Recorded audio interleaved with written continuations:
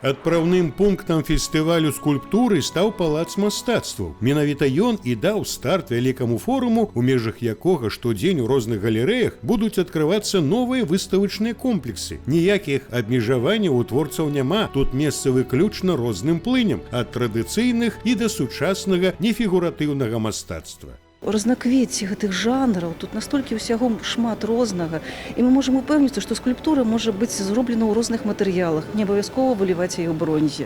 Яна можа быць з шамоту, яна можа быць пластыку, яна можа быць з гіпсу. Толькі ў палацы мастацтваў размешчана 120 твораў. Іх прадставілі 60 мастакоў з рэгіёнаў і сталіцы. Адна з галоўных мэт – паказаць, што скульптура шырока развіта і па-за межамі Мінска. Яна ўжо сёння перарастае ў арт-аб'екты. У нас сегодня очень сильная, очень талантливая, очень профессиональная школа скульпторов, которые сегодня достойно могут представить нашу страну на любой площадке мировой. Когда мы посмотрели в срезе, мы знаем персоналии, мы знаем групповые выставки, но когда мы посмотрели все наше богатство сегодня на одной площадке, мы понимаем, чем мы обладаем. Это сокровище. Асаблівую увагу на фестывалі надаюць персанальным павільёнам. Там аўтары паказваюць асобны праект ці серыю скульптурных прац. Асноўнае месца займае творца са сваімі метадамі і ідэямі. Сярод удзельнікаў фэсту і Владимир Пантелеев з Гродно.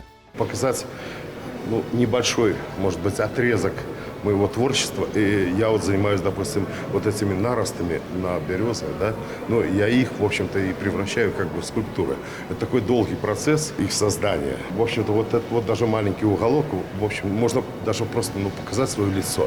Фестываль адкрыты і няма якіх-небудзь абмежаванняў для ўдзельнікаў. Бліжэйшым часам адкрыюцца і новыя выставы. Хутка іх можна будзе ўбачыць у мемарыяльнай зале Бембеля, мастацкай галерэі Шамілёва, арт-гасцёўні «Высокае месца» і на іншых культурных пляцоўках.